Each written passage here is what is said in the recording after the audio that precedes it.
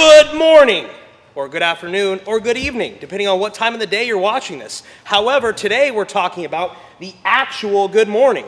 And because we love this bar so much, I'm gonna have Brandon on the brand new Transformer bar. We really feel it's a very good bar.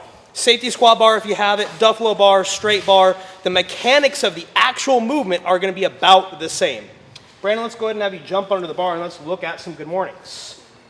Before we show a good one, we're gonna look at a couple common faults. One of the first is turning it too much into a squat. So he'll hinge correctly, and then on the way down to find depth, he squats, which gives some artificial speed and energy out of the hole, if you will, because we're not actually only hinging, we're hinging and then squatting it out. Good.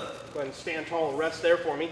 The next one is going to be also not hinging well, right, which usually leads to a slightly rounded back, losing rooting in our foot, being really heavy on the toes as we go forward. Go ahead and go for me. So not actually, and come on over here so we can get a picture from the side and the back. You can see that back rounding. We're not even really hinging, we're just bending over. Back rounds, heavy on the toes, heels might come off the ground. Good, go ahead and stand tall there for me, Brandon. Re-rack if you want to. And let's look at a quality good morning. Most of this is going to come from a basic hip hinge.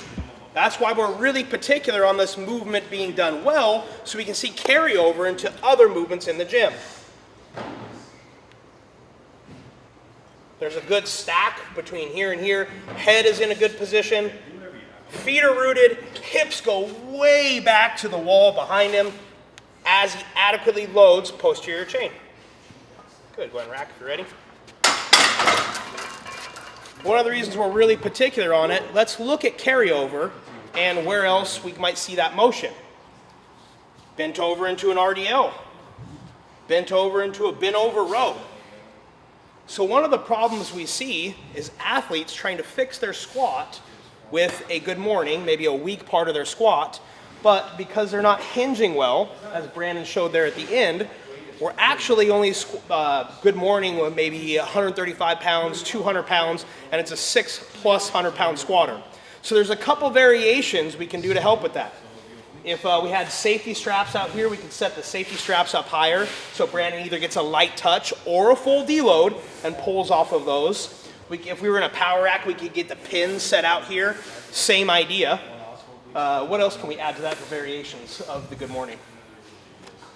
Pins, pauses, tempo work, tempo work. Exactly, pauses, tempos, where we're not just going through as full deep of range of motion as we can. Let's look at where the squat goes bad sometimes, right? Out of the hole, we start to get pitched forward.